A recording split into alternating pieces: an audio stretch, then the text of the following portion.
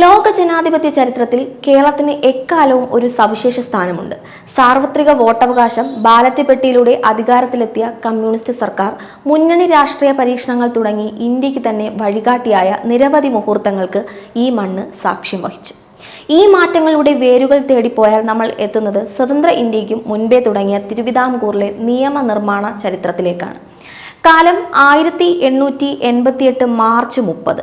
അന്നത്തെ തിരുവിതാംകൂർ മഹാരാജാവ് ശ്രീമൂലം തിരുനാൾ രാമവർമ്മയുടെ ഒരു വിളംബരം പുറത്തു വന്നു. ഇന്ത്യയിലെ 600ഓളം വരുന്ന നാട്ടുരാജ്യങ്ങൾ ആദ്യമായൊരു ലെജിസ്ലേറ്റീവ് കൗൺസിൽ രൂപീകൃതമായ നിമിഷം. ഭരണത്തിൽ ജനപങ്കാളിത്തം എന്ന മഹത്തായ ആശയത്തിന് അവിടെ തുടക്കമായി. രാജാവിന് നിയമനിർമ്മാണത്തിൽ ഉപദേശങ്ങൾ നൽകുകയായിരുന്നു ഈ കൗൺസിലിന്റെ ആദ്യ ദൗത്യം. അങ്ങനെ നിയമനിർമ്മാണ സഭയുടെ ചരിത്രത്തിൽ സ്വതന്ത്ര ഇന്ത്യക്ക് മുമ്പേ നടന്ന നാട്ടുരാജ്യമായി തിരുവിതാംകൂർ മാറി. ജനങ്ങളുടെ സ്വതന്ത്രാഭിലാഷം ശക്തമായതോടെ 1904 ഒക്ടോബർ 1 ശ്രീമൂലം പ്രജാസഭ രൂപീകൃതമായി. 1904 ഒക്ടോബർ 22 തിരുവനന്തപുരത്തെ ഇന്നത്തെ മഹാത്മാ അയ്യങ്കാളി ഹാളിൽ വെച്ചാണ് പ്രജാസഭയുടെ ആദ്യ യോഗം ചേർന്നത്.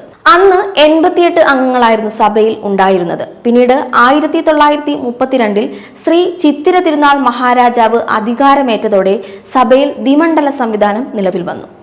1947 ജൂലൈ 25 ദിവാൻ സർ CP രാമസ്വാമി അയ്യർക്ക് നേരെയുണ്ടായ ആക്രമണത്തോടെ സ്വതന്ത്ര തിരുവിതാംകൂർ വാദം അറബിക്കടലിലായി. തിരുവിതാംകൂർ ഇന്ത്യൻ യൂണിയനിൽ ലയിക്കുകയും ചെയ്തു. അധികം വൈകാതെ 1948 പ്രായപൂർത്തി വോട്ടവകാശത്തിന്റെ അടിസ്ഥാനത്തിൽ ചരിത്രപ്രധാനമായ തെരഞ്ഞെടുപ്പ് നടന്നു. 1948 ഫെബ്രുവരിയിൽ നടന്ന തെരഞ്ഞെടുപ്പിൽ 120ൽ 97 സീറ്റുകൾ നേടി ഇന്ത്യൻ നാഷണൽ കോൺഗ്രസ് വിജയിച്ചു. CPI കൽക്കട്ട പാർട്ടി കോൺഗ്രസിന് പിന്നാലെ കമ്മ്യൂണിസ്റ്റ് പാർട്ടിയെ സർക്കാർ നിരോധിച്ചു. ഇതോടെ പ്രമുഖ നേതാക്കളെല്ലാം ഒളിവിൽ പോകാൻ നിർബന്ധിതരായി. തിരുവിതാംകൂറിൽ നടന്ന തെരഞ്ഞെടുപ്പിൽ കമ്മ്യൂണിസ്റ്റ് പാർട്ടി 17 സീറ്റുകളിൽ മത്സരിച്ചെങ്കിലും വിജയിക്കാനായില്ല.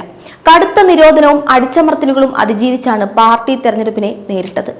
ജനങ്ങൾക്കിടയിൽ കമ്മ്യൂണിസ്റ്റ് പാർട്ടിക്ക് വേരൂന്നാൻ ഈ പോരാട്ടങ്ങൾ സഹായിച്ചു. പരാജയങ്ങളിൽ നിന്ന് പാഠം ഉൾക്കൊണ്ട് പാർട്ടി കൂടുതൽ കരുത്തോടെ തിരിച്ചു വന്നു.